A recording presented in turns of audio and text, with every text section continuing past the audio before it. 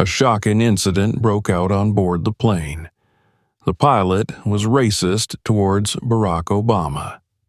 But what happened next changed everything. Subscribe and post in the comments where you're watching from. The cabin hummed with a low, steady vibration, a sound so constant that it almost faded into the background. Barack Obama settled into his seat, his hands lightly gripping the armrests as the plane prepared for departure. Outside the window, the vast expanse of the runway stretched into the darkness, illuminated by the amber glow of scattered floodlights. The familiar smell of leather upholstery, mixed with the faint aroma of freshly brewed coffee, wafted through the air. A small but comforting detail that reminded him of the many flights he had taken during his years as President of the United States. Yet this flight was different. For the first time in years, he wasn't surrounded by the familiar faces of his Secret Service detail, nor was there a folder of briefing papers demanding his attention. It was just him, a civilian now, traveling to a secluded destination for a much-needed break. The transition from the relentless pace of political life to the quietude of personal time was still something he was learning to navigate. He leaned back, closing his eyes momentarily, and let his mind drift. Memories surfaced unbidden. Long nights in the Oval Office, the weight of decisions that had ripple effects far beyond the walls of the White House, the cheers of supporters and the voices of dissenters. He thought about the countless times he had leaned on Michelle's steady strength, the joy of watching his daughters grow, and the bittersweet nostalgia for moments lost to the demands of leadership. The blend of pride and longing swirled within him, and he smiled faintly, grateful for the chance to slow down and reflect. The sound of footsteps interrupted his thoughts. A flight attendant approached, her professional smile fixed in place. She held a tray with a selection of drinks, her voice warm but edged with something he couldn't quite place. Nervousness, perhaps. "Good evening, Mr. Obama," she said softly. "Would you care for something to drink?" "Just water, thank you," he replied, his tone as casual as he could manage. He noticed the slight tremor in her hand as she set the glass on his tray table. It wasn't unusual for people to react this way around him, even now. His presence often carried an unspoken weight, a reminder of what he had represented to so many. He gave her a reassuring smile, hoping to ease her nerves. As she moved on to the next row, he let his gaze wander across the cabin. The other passengers were a mix of business professionals, casually dressed tourists, and a young couple snapping selfies. While most seemed engrossed in their own worlds, a few pairs of eyes darted toward him, quickly averting when they realized they'd been caught. Some expressions held admiration, others curiosity, and a few, though fleeting, seemed to carry an undercurrent of skepticism or judgment.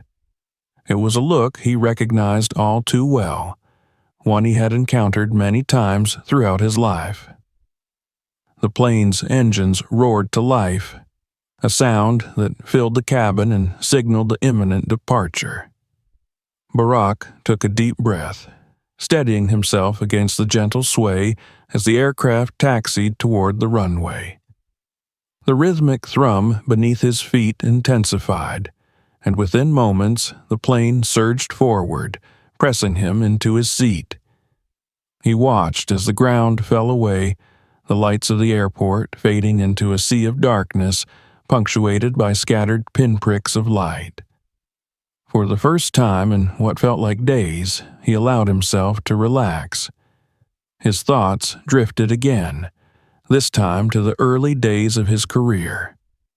He remembered walking into his first community organizing meeting, nervous but determined. The room had been filled with strangers, each with their own struggles and dreams. It was there that he had learned the power of listening, of finding common ground amidst differences. Those lessons had carried him through the highest office in the land and continued to guide him now. A quiet chime broke through his reverie, signaling that the seatbelt sign had been turned off. He glanced around, noting the subtle shifts in the cabin as passengers adjusted their seats or retrieved items from their bags. The flight attendants moved with practiced efficiency, their movements choreographed to the rhythms of the journey. But something felt off. It was subtle at first, a barely perceptible tension in the air. Barack noticed it in the fleeting glances exchanged between two members of the crew and in the brief but hurried whispers near the galley. His instincts, honed by years of navigating high-stakes situations, told him that this was more than the usual stresses of a late-night flight. His attention was drawn to the cockpit door, which opened briefly to reveal the figure of the captain. Tall and broad-shouldered, the man surveyed the cabin with a measured gaze that lingered on Barack for a moment longer than necessary. There was nothing overtly hostile in his demeanor, but something about the way his expression tightened before he turned away set off an uneasy feeling in the pit of Barack's stomach. The captain disappeared back into the cockpit, and the door closed with a soft click. Barack's mind raced, dissecting the moment. It could be nothing, he told himself, a fleeting interaction amplified by his own sensitivities. Still, he couldn't shake the sense that he was being watched, not just with curiosity, but with intent. He reached for the glass of water, the coolness of the liquid grounding him. As he took a sip, he caught sight of one of the flight attendants whispering to another near the front of the cabin. Their eyes flicked toward him before quickly darting away. His grip on the glass tightened slightly, and he forced himself to exhale slowly. Whatever was happening, he would be ready. As the plane leveled out and settled into its cruising altitude, Barack allowed himself a moment of calm. Outside the window, the world was a blanket of darkness, the occasional cluster of lights below serving as a reminder of the countless lives unfolding unseen. He wondered, not for the first time, what lay ahead, not just for him, but for the nation he had served and the world he had strived to impact. The answers, as always, felt just out of reach. The cabin had settled into a gentle rhythm. The hum of the engines was constant, punctuated by the occasional sound of a passenger shifting in their seat or the soft footsteps of a flight attendant making rounds. Barack Obama sat in his seat, his thoughts still occupied with the unsettling exchange earlier. Though outwardly calm, his instincts were on high alert. Years in public service had trained him to recognize when something was amiss, and the subtle tension in the air was hard to ignore. The captain's earlier scrutiny lingered in his mind. Barack replayed the moment, analyzing the man's expression, his posture, the way his eyes had lingered just a beat too long. It wasn't uncommon for people to react to his presence with surprise or curiosity, but this felt different. There had been something almost accusatory in the captain's gaze, a barely concealed hostility that Barack couldn't quite place. His thoughts were interrupted by the sound of the cockpit door opening again. This time, the captain stepped fully into the cabin. He was tall and imposing, his uniform crisp, his expression carefully neutral. Yet there was an undercurrent of something else, an energy that seemed to ripple through the cabin as he moved. The murmurs of passengers quieted, and all eyes turned to him as he walked purposefully down the aisle. Barack's eyes met the captain's as the man approached. The captain stopped a few feet away, his hands clasped behind his back, and offered a curt nod.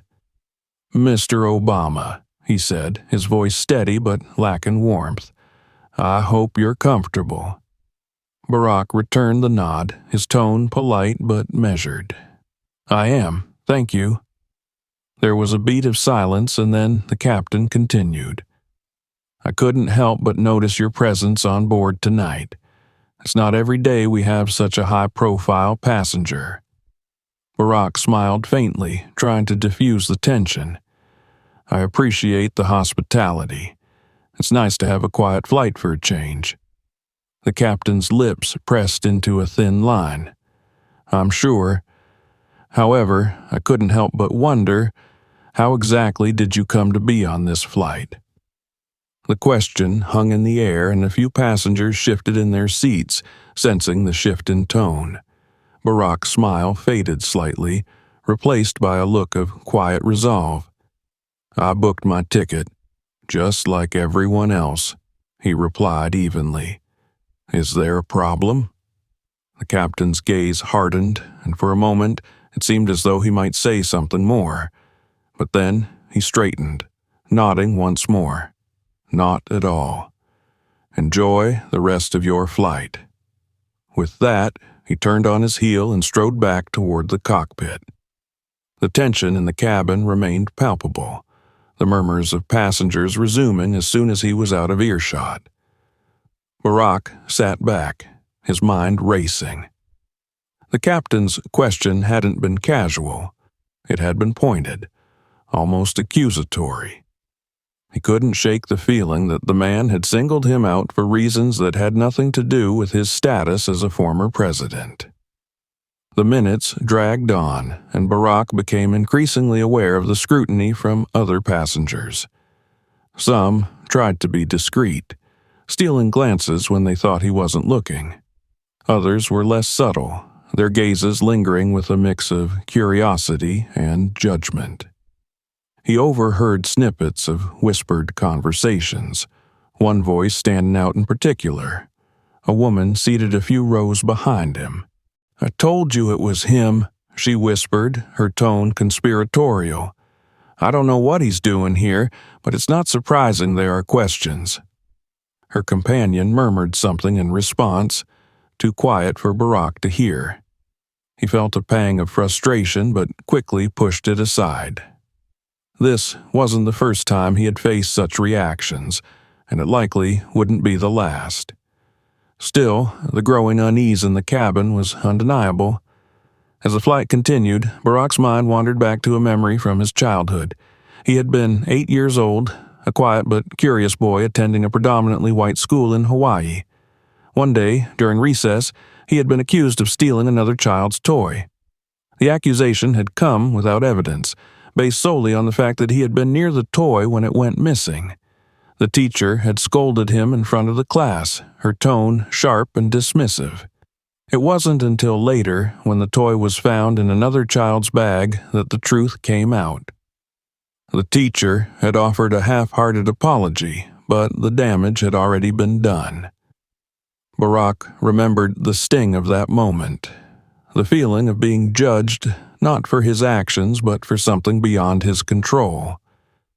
It was a lesson he had carried with him ever since, a reminder of the prejudices that could shape perceptions and decisions. The memory lingered as he returned to the present, the parallels between then and now impossible to ignore. The captain's question, the whispers of passengers, the lingering glances, they were all echoes of that childhood moment, amplified by the context of his life and career. The soft chime of the intercom broke his thoughts, followed by the captain's voice. "Ladies and gentlemen, this is your captain speaking. We'll be experiencing some turbulence shortly, so please remain seated with your seatbelts fastened." The announcement was routine, but there was something about the captain's tone that made Barack uneasy. It was too clipped, too controlled, as though he were concealing something. Barack glanced toward the front of the cabin, where a flight attendant was speaking quietly to another passenger. Her expression was tense, her eyes darting toward the cockpit door. Barack's instincts told him that this was no ordinary flight. Something was happening, something that went beyond the usual challenges of air travel. He didn't know what it was yet, but he was determined to find out. As the plane began to tremble slightly, signaling the onset of turbulence, Barack closed his eyes and took a deep breath. The cabin lights dimmed slightly, casting long shadows across the faces of the passengers. The sense of unease deepened, a quiet undercurrent that rippled through the air. He opened his eyes and looked out the window, the darkness outside impenetrable. For a moment, he felt the weight of the unknown pressing down on him, the same weight he had carried so many times before. But just as he had done then, he steeled himself, ready to face whatever lay ahead. The tremors of turbulence rippled through the cabin as the plane rocked gently against unseen currents in the night sky. The seatbelt sign blinked insistently, and passengers complied, fastening their belts with a mixture of annoyance and unease. Barack Obama adjusted his belt, his gaze returning to the cockpit door. The earlier encounter with the captain lingered in his thoughts, casting a shadow over the routine hum of the flight. The air inside the cabin was tense, heavy with a palpable unease that seemed to grow with every passing minute. Conversations dwindled into hushed murmurs, and the occasional glance in the Barack's direction only deepened his sense of isolation. He met these gazes with a composed expression, though inside, the knot in his stomach tightened. It wasn't fear, he had faced far greater threats, but an acute awareness of the escalating tension. The cockpit door opened abruptly, the sound breaking through the muted hum of the engines. The captain emerged again, his steps deliberate as he made his way down the aisle. This time, there was no pretense of civility in his demeanor. His jaw was set, his shoulders squared, and his eyes locked onto Barack with an intensity that silenced the cabin. When he reached Barack's seat, he stopped, his presence looming over the former president. The captain spoke, his voice low but firm, carrying the weight of authority. "Mr. Obama, I need to speak with you privately." Barack regarded him calmly, though his pulse quickened.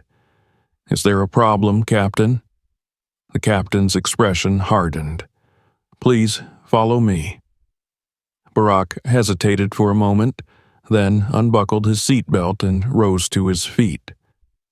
The eyes of the passengers followed him, their expressions a mix of curiosity and apprehension. A woman seated across the aisle whispered something to her companion, her voice tinged with urgency. Barack caught fragments of her words. "Trouble, should have known, and makes sense now." The captain led Barack toward the front of the plane, past rows of passengers who avoided his gaze. The flight attendants stood stiffly near the galley, their faces carefully neutral, though one of them glanced at Barack with what seemed like a flicker of sympathy. The captain gestured towards the narrow corridor near the cockpit, his posture rigid as he blocked the view of the passengers. "What's this about?" Barack asked, his tone steady but edged with suspicion. The captain folded his arms across his chest, his expression unreadable. "There's been a report of irregularities regarding your presence on this flight. I need to verify your credentials." Barack frowned, his patience wearing thin. "My ticket is valid, and I passed through every security checkpoint like any other passenger. What kind of irregularities are you referring to?" The captain's eyes narrowed, his voice dropping to a near whisper. "I don't need to explain myself to you. I'm responsible for the safety of this flight, and I've determined that your presence poses a potential issue." Barack stared at him, the captain's words hanging in the air like a challenge. "A potential issue? Based on what?" The captain didn't answer immediately. His gaze flickered briefly toward the cockpit before returning to Barack. "You're leaving this plane. Now."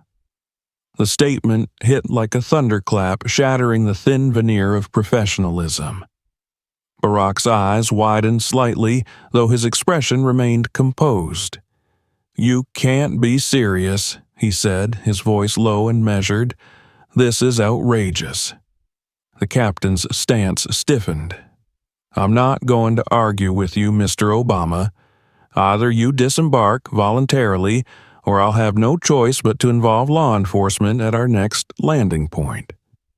The sheer absurdity of the situation struck Barack, but the determination in the captain's tone left no room for doubt. This wasn't a misunderstanding or an error in protocol. It was a deliberate act of hostility. Barack exhaled slowly, his mind racing through his options. He could refuse, escalate the situation, and force the captain's hand, but that would only create a scene that could spiral out of control. Or he could comply for now and deal with the repercussions later. "I'll go," Barack said finally, his voice steady, "but this isn't over." The captain stepped aside, gesturing toward the cabin door. "This way." As Barack turned to follow, the murmurs in the cabin grew louder. Passengers craned their necks to watch, their faces reflecting a spectrum of emotions: shock, confusion, and in some cases, a quiet satisfaction that sent a chill down Barack's spine. He caught the eye of one man seated near the front, who smirked before turning away. The moment was brief but searing, a reminder of the prejudices that still lurked beneath the surface. When they reached the cabin door, the flight attendants moved to open it, their hands trembling slightly. The plane had landed at an unscheduled airport, the runway illuminated by harsh floodlights. The cold night air rushed into the cabin as the door opened, carrying with it the distant sounds of engines and activity on the tarmac. Barack stepped forward, his movements deliberate. He felt the weight of the passengers' eyes on his back, the sting of their judgment following him like a shadow. As he descended the steps onto the cracked asphalt of the runway, the roar of the plane's engines grew louder, drowning out the noise of his own thoughts. The plane door closed behind him with a resounding thud, the sound echoing in the empty expanse of the runway. He stood alone, the night pressing in around him. The lights of the airport flickered in the distance, casting long shadows that stretched across the tarmac. For the first time in years, Barack felt truly isolated, the world he had known slipping further away with every passing moment. He glanced back at the plane as it began to taxi away, its lights disappearing into the darkness. The enormity of what had just happened hit him like a wave, a mixture of disbelief, anger, and a deep-seated resolve. This wasn't just about him. It was about something much larger, a truth he had confronted time and time again, and he knew with unshakable certainty that he wouldn't let it end here. The cold air wrapped around Barack Obama like an unwelcome embrace as he stood on the desolate runway. The faint rumble of the departing plane faded into the distance, leaving him surrounded by silence broken only by the occasional rustle of wind. He adjusted the collar of his jacket, his breath visible in the frigid night. For the first time in a long time, he felt the sharp sting of isolation, not the political kind he had experienced in the White House, but a raw physical solitude that settled deep in his chest. The airport itself was eerily quiet. The cracked asphalt beneath his feet bore the scars of time and neglect, and the sparse, flickering lights barely illuminated the sprawling emptiness. In the distance, a cluster of buildings loomed, their silhouettes jagged against the dim horizon. Barack took a moment to assess his surroundings, his mind quickly shifting from disbelief to practicality. He needed to find shelter, and he needed answers. He began to walk, his footsteps echoing faintly in the stillness. The air smelled faintly of jet fuel and damp earth, a mix that only deepened the surreal nature of his predicament. Despite the chill, his movements were steady, driven by the same resolve that had carried him through countless challenges before. As he approached the distant buildings, the faint outline of a chain-link fence came into view, its gates padlocked and unmanned. A faint sound broke the quiet, a distant murmur of voices carried on the wind. Barack froze, his ears straining to catch the direction. The voices grew louder, accompanied by the crunch of gravel underfoot. He turned towards the sound, his eyes scanning the darkness until the figures emerged. A group of 3 people approached, their faces partially obscured by the shadows. As they drew closer, the light from a nearby lamppost revealed their features. 2 men and a woman, dressed in worn, practical clothing. Their expressions shifted from caution to shock as they recognized him. "Wait, is that?" the woman started, her voice trailing off as her eyes widened. "It is," one of the men replied, his tone laced with disbelief. "It's him." Barack raised a hand in a gesture of reassurance, his voice calm but firm. "Good evening. I could use some help." The group exchanged wary glances before the woman stepped forward. "We didn't expect to see anyone out here, let alone—" She hesitated, her words hanging in the air. "Are you okay?" Barack nodded. "I'm fine, but I've been left in a situation I didn't anticipate. I need to figure out where I am and how to get back." The second man, younger and more hesitant, spoke up. "You're in the middle of nowhere, basically. Closest town is about 10 miles that way." He pointed over his shoulder, the direction obscured by darkness. "We live a little closer, though. You could come with us. It's not much, but it's something."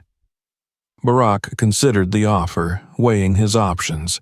He was miles from any resources, and the odds of navigating the unfamiliar terrain alone were slim. He nodded his thanks.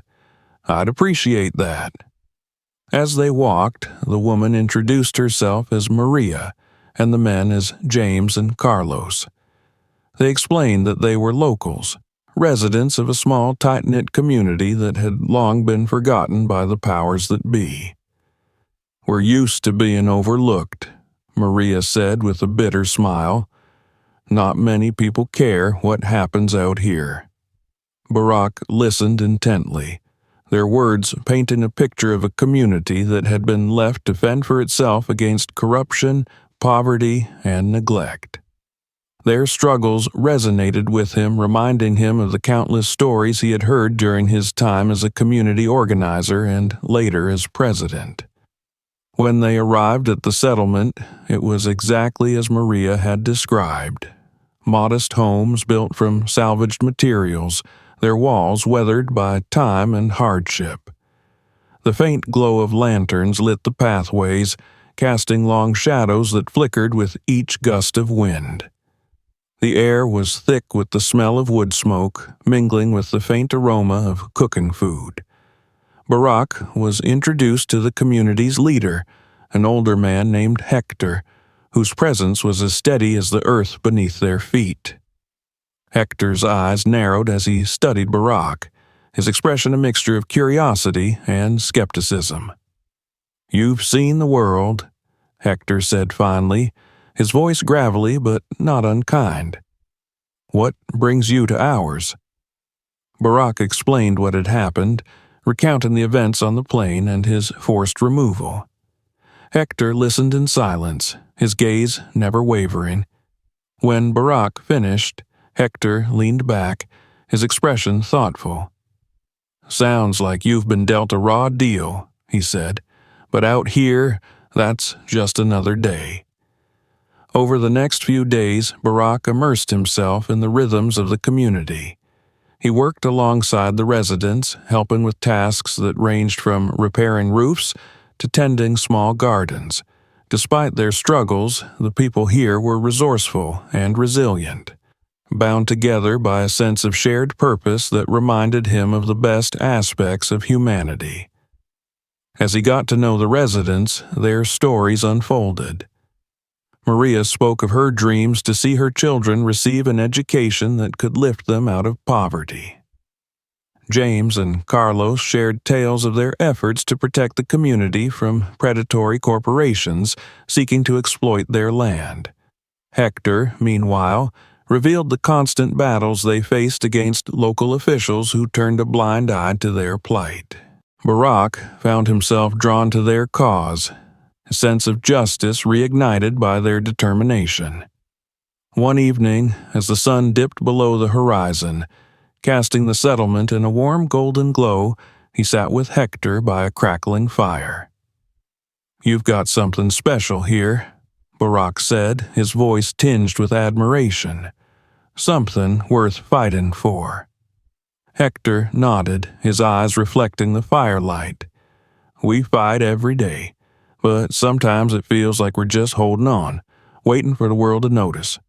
Barack's gaze lingered on the flames, his mind turning over the possibilities. Maybe it's time to make them notice.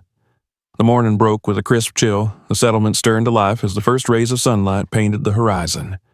Barack Obama stood outside Hector's modest home, watching as the community began its daily routine. The previous days had been a humbling experience, each moment deepening his understanding of their struggles and their resilience. But as the sounds of hammers and voices filled the air, he knew it was time to return to his world and to fight back. He approached Hector, who was overseeing a group of young men repairing a section of the fence that bordered the settlement. "I owe you and the community more than I can express," Barack began, his voice steady. "But now I need to go back and ensure that what happened to me doesn't go unanswered. If I can help shine a light on what's happening here while I do it, I will." Hector turned, his eyes narrowing slightly as he studied Barack. "You think people will care about what happens to us? We're just a forgotten corner of the world." "They'll care," Barack said firmly. "They just need to see what's at stake." After a long silence, Hector nodded. "If anyone can make them notice, it's you. We'll be here, holding the line." With Maria and Carlos's help, Barack arranged transportation back to a nearby city where he could access his network. The journey was rough, the roads riddled with potholes and flanked by stretches of barren land. Yet, as the city's skyline came into view, his resolve only hardened. The injustice he had faced on that plain was part of a larger pattern, one he was now determined to confront head-on. The moment Barack stepped off the bus into the bustling streets of the city, the air seemed to shift. Passers-by did double takes, their faces lighting up with recognition. Some approached hesitantly, offering words of support or simply extending a hand in greeting. Word of his forced removal from the plane had already begun to spread, thanks to a few passengers who had posted about the incident on social media. The narrative was out there, but it was fragmented, and Barack knew he needed to take control of the story. Within hours, he was in contact with his team, former aides, advisors, and trusted allies who had worked with him during his presidency. They gathered in a small office, their expressions a mixture of concern and determination as Barack recounted everything that had happened, from the captain's hostility to the quiet resilience of the community that had taken him in. "This isn't just about what happened to me," Barack said, his tone resolute. "It's about the systems and prejudices that allow things like this to happen, not just to me, but to countless others who don't have the platform to fight back." His team nodded, their energy palpable as they began outlining a strategy. First, Barack would address the public directly, using his voice to not only share his experience but also highlight the struggles of the community that had helped him. Then they would pursue legal action against the airline, demanding accountability and systemic change. It would be a fight on multiple fronts, but it was a fight worth taking on. The next morning, Barack stood before a row of cameras, his face illuminated by the harsh glare of the lights. Reporters filled the room, their murmurs quieting as he stepped up to the podium. The room buzzed with anticipation, the weight of the moment pressing heavily on everyone present.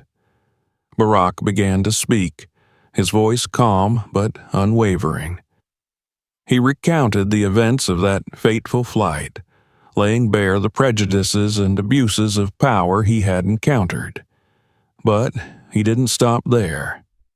He shifted the focus to the community that had welcomed him, painting a vivid picture of their struggles and resilience.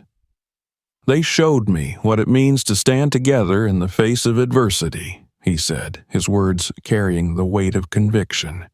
"Their fight is our fight. It's a reminder that the work of justice is never done." The room erupted into applause as he concluded, the reporters shouting questions in a frenzy. Barack stepped back, his expression thoughtful as his team ushered him away. The message had been delivered, and now it was time to act. The legal battle that followed was grueling. The airline initially denied any wrongdoing, framing the captain's actions as a matter of security protocol. But as witnesses came forward and evidence mounted, their narrative began to crumble. Barack's team worked tirelessly, compiling testimonies, flight records, and even social media posts from passengers who had witnessed the events. The courtroom became a battleground, the airline's lawyers attempting to deflect blame while Barack's team presented a clear and compelling case. Each day was a test of endurance, but Barack remained steadfast, his presence in the courtroom a powerful reminder of what was at stake. Outside the courtroom, public support swelled. Protests erupted in major cities, demanding accountability not just from the airline but from the broader systems that allowed such incidents to occur. The story of the community that had helped Barack also gained traction, sparking grassroots efforts to provide aid and resources. In the midst of the legal fight, Barack returned to the settlement. This time, he wasn't alone. He brought with him members of his team, as well as representatives from organizations that had pledged to support the community. The reception was overwhelming, the residents gathering to greet him with a mixture of gratitude and hope. "We're here to help," Barack told them, his words met with cheers and applause. "Not just today, but for the long haul." The initiatives that followed were transformative. Schools were built, infrastructure improved, and resources provided to help the community thrive. Hector, Maria, and the others became local leaders, their voices amplified by the support they had gained. Back in the courtroom, the fight reached its climax. The captain, under pressure, finally admitted to his biases, his testimony laying bare the prejudices that had fueled his actions. The ruling that followed was a decisive victory, the court ordering the airline to make sweeping changes to its policies and practices. The victory was more than just legal. It was symbolic. It sent a message that accountability and justice were not just ideals, but imperatives. For Barack, it was a reminder of the power of perseverance and the importance of standing up for what was right, no matter the cost. The courtroom was silent, the kind of silence that carried the weight of anticipation. Barack Obama sat at the plaintiff's table, his gaze fixed on the judge. The culmination of months of struggle, the fight for accountability had brought him to this moment. The captain's admission of bias during the previous session had shifted the tide, but the final decision still hung in the balance. Every word spoken by the judge felt like the strike of a drum, echoing through the room. In light of the evidence presented and the testimonies heard, the judge said, his tone measured, "This court finds the defendant, the airline, guilty of discriminatory practices and gross misconduct. Furthermore, the captain's actions were rooted in personal prejudice, and the airline is held accountable for failing to address such behavior through proper oversight and training. The words settled over the room like a heavy fog, followed by an eruption of murmurs from the gathered spectators and journalists. Barack remained seated, his expression composed, though the relief washing over him was undeniable. The verdict was more than just a victory. It was a step toward addressing the systemic injustices that had plagued so many for so long. As the courtroom emptied, Barack stood to greet his team, their faces alight with triumph. "We've won," one of his advisors said, gripping his shoulder, "but this is just the beginning." Barack nodded. The fight for justice had achieved a milestone, but the journey to meaningful change was far from over. In the days that followed, the ripple effects of the case were felt across the nation. The airline issued a formal apology, its CEO appearing in a public address to acknowledge the systemic failings that had led to the incident. New policies were announced, including mandatory bias training for all employees and the establishment of an independent oversight committee. It was a start, but Barack knew that words and promises weren't enough. Real change would only come through sustained effort and vigilance. Beyond the courtroom, the case had sparked a broader conversation about prejudice and accountability. Media outlets ran stories highlighting similar incidents, amplifying the voices of those who had suffered in silence. Grassroots organizations mobilized, using the momentum to push for reforms in industries far beyond aviation. Amid this whirlwind of activity, Barack returned to the community that had taken him in. He was greeted with cheers and applause, the residents gathering to celebrate the victory that had been as much theirs as his. The settlement was alive with energy, the promise of change infusing every corner. Barack stood before them, his voice carrying over the crowd. "What happened to me was a symptom of something much larger, but your strength and resilience turned it into something greater. This victory is a testament to what can happen when we stand together." The crowd erupted into applause, their faces shining with hope. Among them, Hector, Maria, and Carlos stood at the front, their expressions a mixture of pride and gratitude.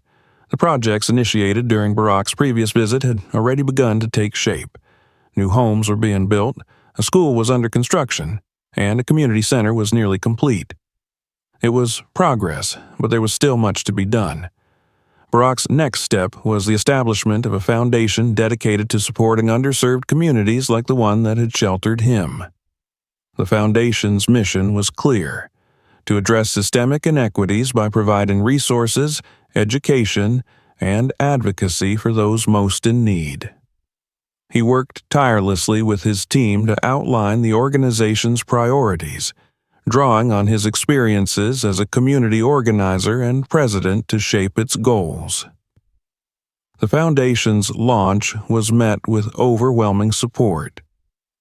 Donations poured in from individuals and corporations alike, many inspired by Barack's story and the community that had become its heart. The first initiative focused on the settlement, providing funding for infrastructure improvements, healthcare services, and educational programs. The impact was immediate and profound, transforming lives and inspiring neighboring communities to take action. One of the foundation's first major projects was the completion of the school in the settlement. On the day of its inauguration, Barack stood before a crowd of children and families, the building's bright facade a symbol of hope. "This school is more than just bricks and mortar," he said, his voice steady with conviction. "It's a place where dreams will be nurtured, where the next generation will have the tools to shape a better future." The ribbon was cut, and the crowd surged forward, laughter and cheers filling the air. For the children, it was a day of joy. For the adults, it was a day of vindication. They had fought for recognition, for dignity, and for a chance to thrive. And they had won. As the Foundation's work expanded, Barack remained deeply involved, often traveling to other underserved communities to meet with residents and learn about their needs. Each visit reinforced his belief in the power of grassroots efforts and the importance of listening to those most affected by injustice. The Foundation became a beacon of hope, its impact felt in cities and towns across the country. Barack also continued to use his platform to advocate for systemic change. He spoke at conferences and rallies, wrote op-eds, and engaged with policymakers to push for reforms that address the root causes of inequality. His voice, once a call to action as president, now carried the weight of lived experience and unwavering determination. Years later, as Barack sat with his family in their Chicago home, he reflected on the journey that had begun with a single flight. What had initially seemed like a personal affront had evolved into a movement, one that had touched countless lives and reignited a national conversation about justice and equity. Malia and Sasha, now grown, listened intently as he recounted the story, their eyes wide with admiration. Michelle sat beside him, her hand resting on his, her expression a mixture of pride and love. "You turned something painful into something powerful," she said. "That's what leadership is." Barack smiled, his gaze shifting to the window, where the city lights sparkled in the distance. "It's not just about me," he said. "It's about all of us, what we can achieve when we refuse to give up, no matter the odds." The room fell quiet, the weight of his words settling over them. Outside, the world continued to turn, but within those walls there was a sense of peace, a quiet reminder that even in the face of adversity, change was possible. And as Barack leaned back in his chair, his heart full of gratitude and resolve, he knew that the fight for justice was far from over, but he also knew that together they were on the right path. Subscribe to the channel so you don't miss new stories, watch other videos you might be interested in, and share this video with your friends to discuss together.